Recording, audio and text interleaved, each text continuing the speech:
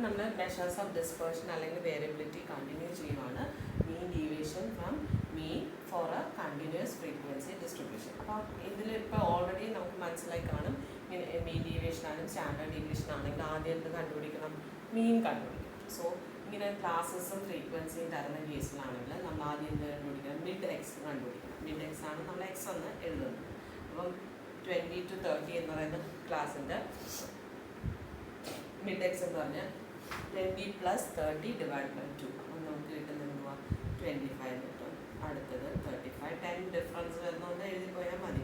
Calculate ചെയ്യണമെന്നില്ല. 45, 55, 65 കിട്ടും. Next you have to find the value of fx. fx കണ്ടുപിടിക്കും. Okay,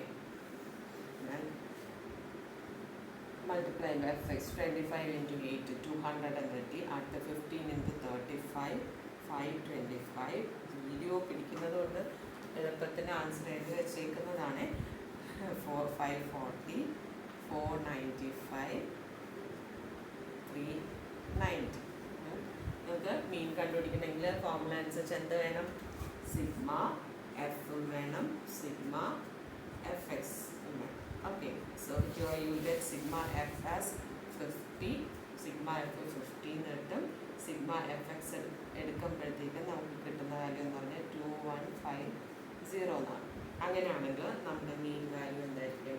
sigma f x by sigma f എന്നുള്ളത് calculate ചെയ്യുമ്പോൾ 2150/50 എന്നുള്ളത് ചെയ്യുമ്പോൾ നമുക്ക് എന്ത് കിട്ടും? 43 എന്ന ആൻസർ കിട്ടും.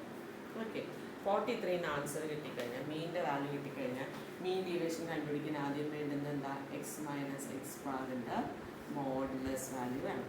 ഓക്കെ, മോഡുലസ് വാല്യൂ കണ്ടുപിടിക്കുവാണെങ്കിൽ ദാറ്റ് ഈസ് എക്സ് 25 മൈനസ് 43യുടെ സൈൻ ഇല്ലാതെ വാല്യൂ എഴുതുക. 18, അടുത്തത് 8, 2, 12, 22 എന്നത്. Next we need f into modulus of x minus x bar. Okay, അത് കാൽക്കുലേറ്റ് ചെയ്യുക. കാൽക്കുലേറ്റ് ചെയ്യുമ്പോൾ 18 into 8 എന്നുള്ളതാണ് കിട്ടുന്നത്. സോ ഇത് 144 120 24 108 132 ഇത് വാല്യൂ. അത് ആഡ് ചെയ്യുക. 528. അതാണ് നമ്മുടെ എന്താ sigma modulus of f into sigma f into modulus of x minus x bar. Okay, ഇതിൻ്റെ വാല്യൂ ആണ് 528 എന്ന്. അങ്ങനെയാണെങ്കിൽ നമ്മുടെ മീൻ ഡീവിയേഷൻ കാൽക്കുലേറ്റ് ചെയ്യാനുള്ള ഫോർമുല എന്തായിരുന്നു? Mean deviation is equal to sigma f into modulus of x minus x bar by sigma f, which is equal to 528 by sigma f എത്ര കിട്ടുന്ന 15 ആണ് കിട്ടുന്നത്.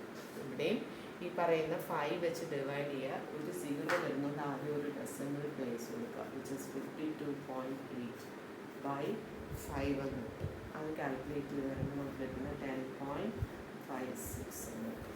ഓക്കെ,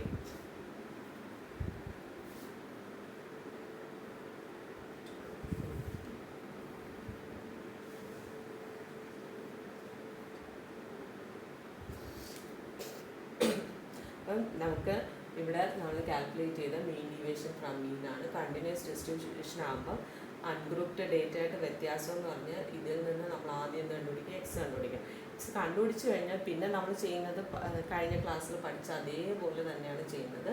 ആദ്യം മീൻ കാൽക്കുലേറ്റ് ചെയ്തു, പിന്നെ F into modulus of X minus x bar കണ്ടുപിടിച്ചു.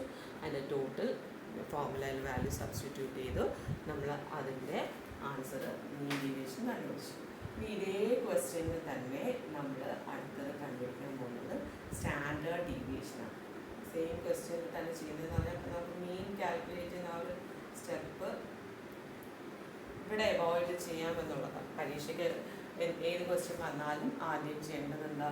മീൻ കണ്ടുപിടിക്കണം. മീൻ കണ്ടുപിടിച്ചിട്ടായിരിക്കും നമ്മൾ മീൻ ഡീവിയേഷനായാലും സ്റ്റാൻഡേർഡ് ഡീവിയേഷനായാലും പ്രോബ്ലം ചെയ്യുന്നത്. സോ ഇവിടെയും നമുക്ക് ക്വസ്റ്റ്യൻ തന്നെ അനുസരിച്ച് കണ്ടിന്യൂസ് ഡിസ്ട്രിബ്യൂഷനാണ്. കണ്ടിന്യൂസ് ഡിസ്ട്രിബ്യൂഷൻ ആകുമ്പോഴത്തേക്കും നമ്മൾ ആദ്യം എക്സ് വാല്യൂ കണ്ടുപിടിക്കുക, എന്നിട്ട് എഫ് ഇൻറ്റു എക്സ് കണ്ടുപിടിക്കുക, അതിൻ്റെ ടോട്ടൽ എടുത്തിട്ട് എഫ് സിഗ്മ എഫ് വെച്ച് ഡിവൈഡ് ചെയ്തു.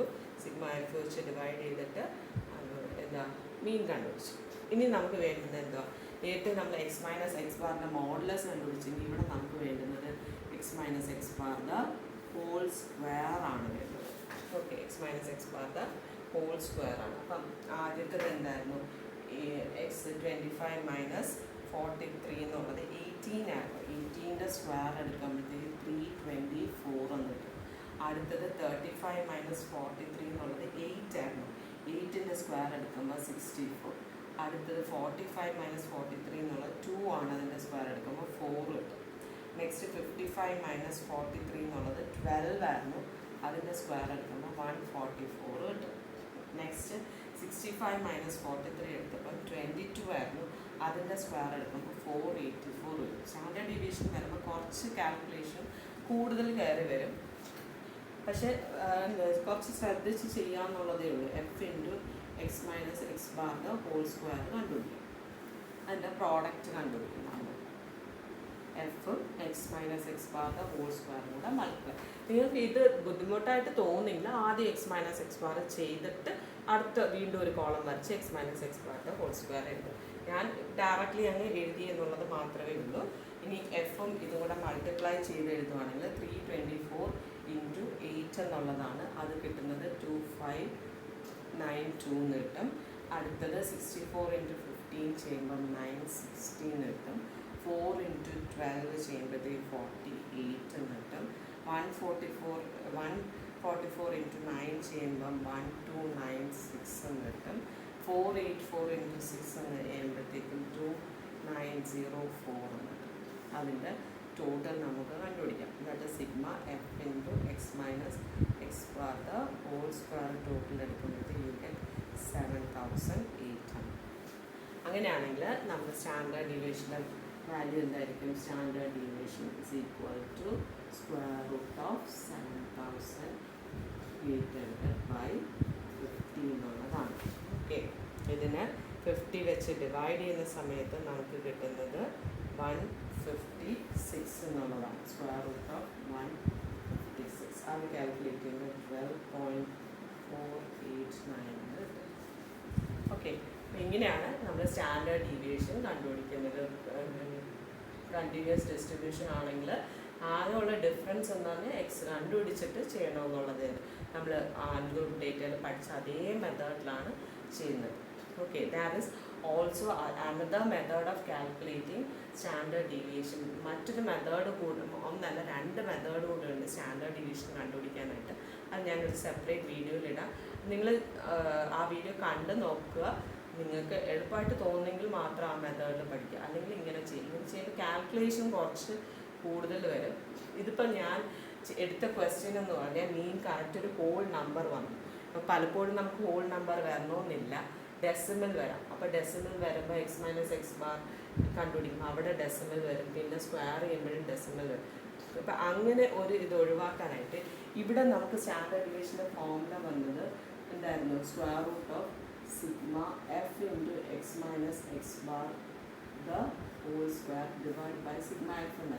ആ ഡെസിമൽ വരുമ്പോൾ അത് സ്ക്വയർ ചെയ്യുന്നതൊക്കെ ബുദ്ധിമുട്ടായിട്ട് വരുമ്പോഴത്തേക്കും ആ കേസസിൽ നമ്മൾ സ്റ്റാൻഡേർഡ് ഡീവിയേഷൻ കണ്ടുപിടിക്കാനായിട്ട് സാധാരണഗതിയിൽ യൂസ് ചെയ്യുന്ന ഒരു ഫോമിലാണ് sigma f into x square by sigma f minus sigma f x by sigma f the whole square.